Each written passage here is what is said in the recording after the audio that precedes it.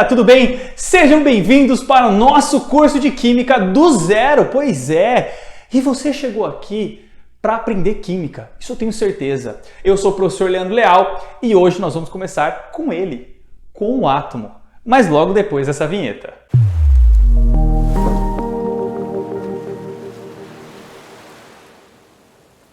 Bom, gente, pra gente falar desse cara, do átomo, né, que é uma palavra bonita, né, átomo, eu preciso primeiro começar explicando o significado da palavra átomo.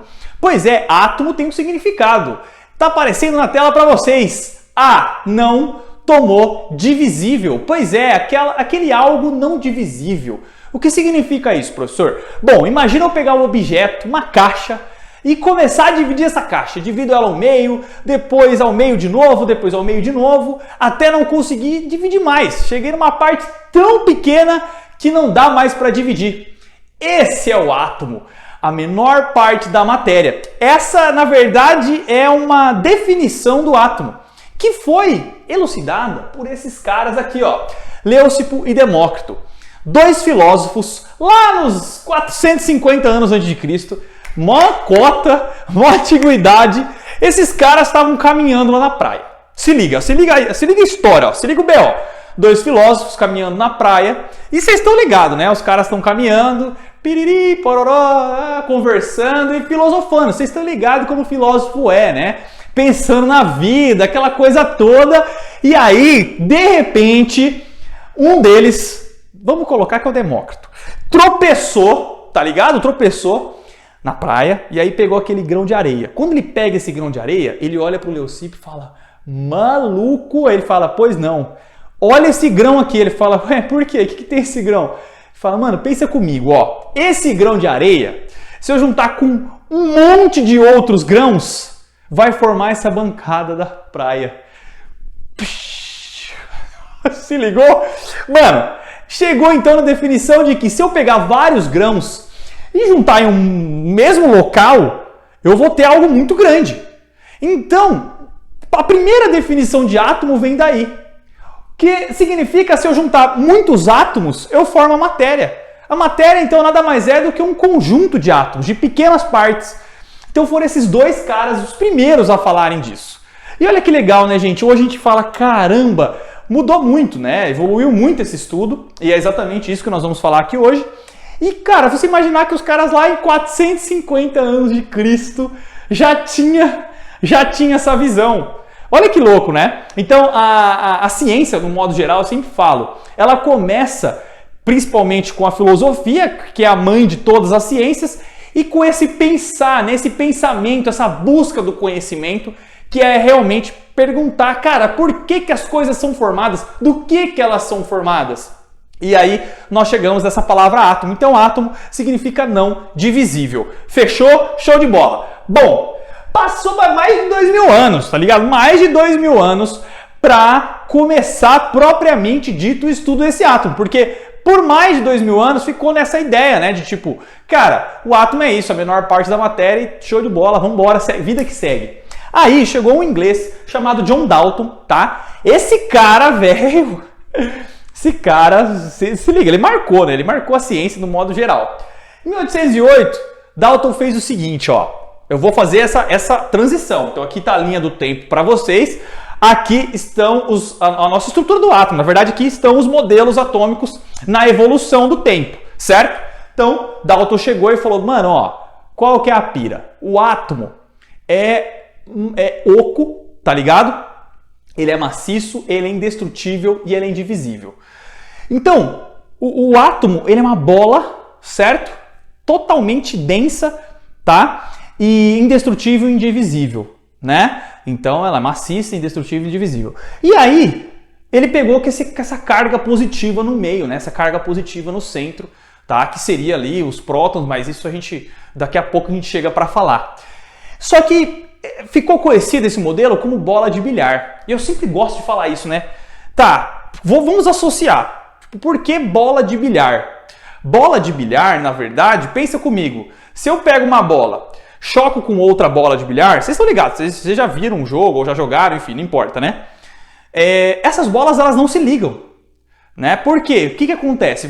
Por isso que ficou como bola de bilhar esse conceito, porque se os dois são positivos, né? Positivo com positivo, a gente vai estudar isso um pouco mais para frente, nós vamos ter o sentido de repulsão.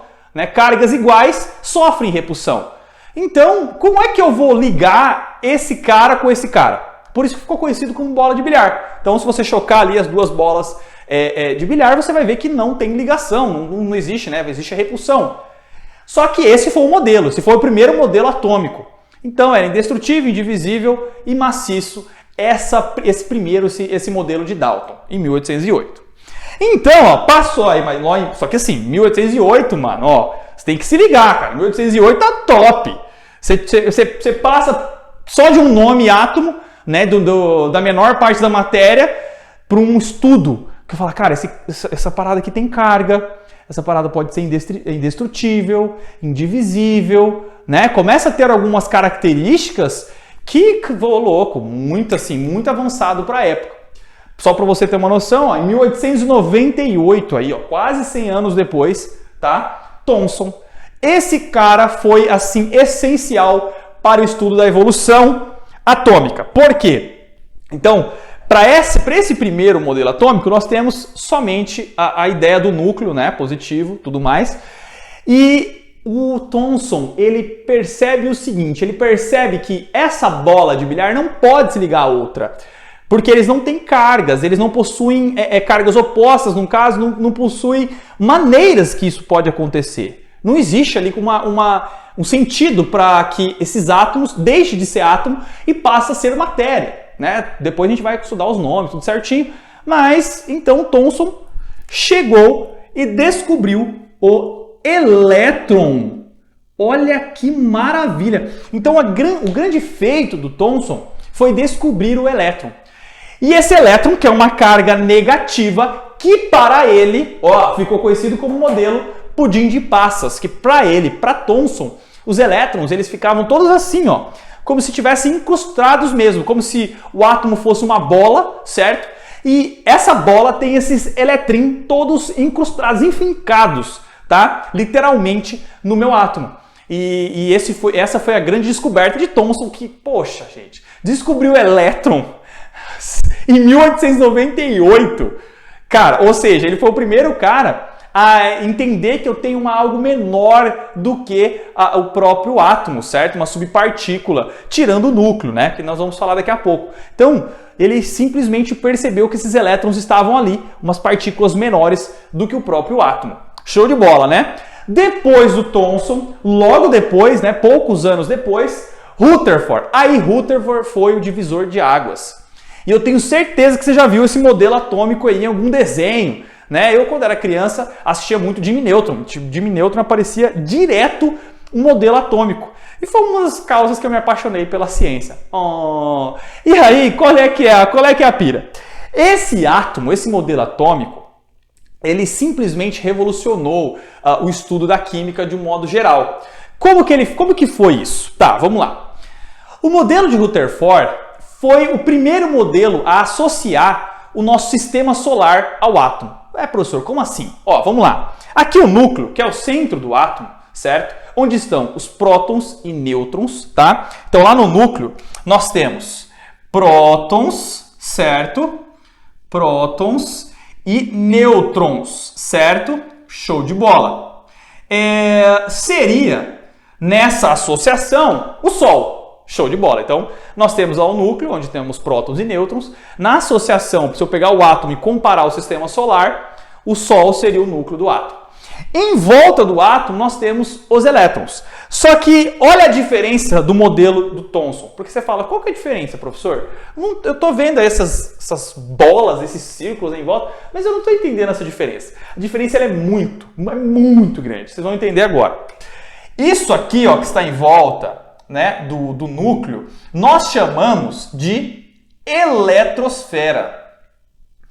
Eletrosfera. E o que isso significa, teacher? Você me pergunta. Teacher é professor de inglês, tá? Você viu que eu sou bilíngue. Olha lá, eletrosfera. O que significa essa ideia de eletrosfera? Significa o seguinte. Significa dizer que em volta do núcleo do átomo, esses elétrons eles estão em movimento. Eles não estão parados aqui, ó. Não estão fixos aqui, igual estavam no modelo de Thomson. Eles estão em movimento. Aí você fala, mano, 1911, esse truta descobriu que o elétron estava em movimento. Tá, como? Se liga como ele fez.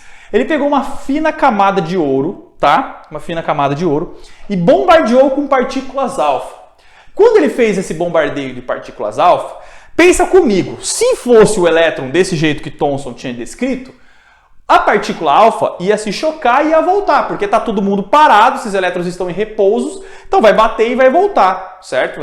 Óbvio, está parado, bate e volta. Só que o que aconteceu com essas partículas quando ele bombardeou essa fina camada de ouro?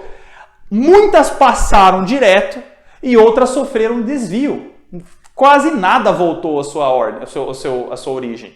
Significa dizer que esses elétrons, na verdade, estão assim, ó, olha que legal, ó que massa, em órbita. Por isso que foi essa comparação, né, do sistema solar, onde os planetas estão orbitando o Sol, tá? Ou seja, os elétrons estão orbitando o núcleo e a ideia do átomo. Então ele fez isso, cara, não, peraí, não tá parado não, Thomson. Você tá moscando? Você tá moscando? Esses caras estão em movimento, certo? Se esses caras estão em movimento, esses raios, alguns desviaram. Por que desviaram? Porque alguns se chocaram com esses elétrons em movimento. Outros passaram direto, eles passaram entre a órbita aqui, né? Provando que tinha muitos locais ali, vazios. Que massa, né, gente? Então, quando a gente pensa no átomo, que é uma parada, gente, assim, se você pegar numa escala, o átomo em si, se ele fosse um estádio de futebol, o núcleo ia ser uma azeitona lá no meio. Então o núcleo ele é muito pequeno, mas ele é muito denso. Por ele ser pequeno, ele armazena muita energia, né? Ele é muito denso, ele tem lá a massa inteira do átomo, basicamente 99,999% está no núcleo. Entendeu? Então a massa é o próton mais nêutrons. A gente vai falar isso em outra aula. Então, quando a gente pensa em modelos atômicos, a gente pensa nessa evolução. A gente sai lá de Leucipo e Demócrito, de uma filosofia pura, e passa por essas evoluções lindas, maravilhosas, até chegar no modelo atual. E para finalizarmos essa aula com chave de Gold, que significa ouro em inglês, vocês viram que, bilíngue.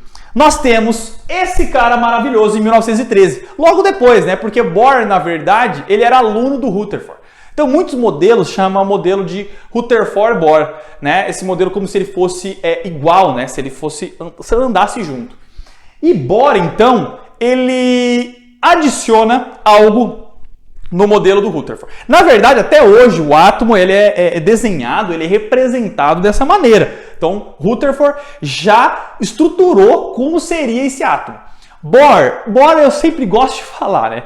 Bohr tinha mania de organização. Você tá ligado aquele seu amigo que tem mania de organização, né? Bohr era esse cara. Bohr era extremamente organizado. Tá, professor, por que ele é extremamente organizado? Fala pra mim. Porque ele organizou os elétrons no átomo. Ele falou, não vai ficar essa bagunça aí não vai ficar... Porque para Rutherford, os elétrons ficavam tudo aí, girando, né? Jogava nas camadas ali, jogava e tava sussa. Bohr falou, não, peraí, vamos organizar em níveis e subníveis de energia, certo? Então Bohr pegou esses elétrons e separou o átomo, né, em camadas e subcamadas. O que nós vamos aprender na nossa próxima aula, nosso próximo encontro, hoje foi para falar dessa evolução maravilhosa, que é a evolução atômica. Bom, espero que você tenha gostado desse curso. Nós estamos só começando, teremos muitos encontros pela frente, certo? Fica por aí, eu tenho certeza que você vai aprender química de um jeito maravilhoso, eu tenho certeza disso. Um beijo no seu coração e eu fui.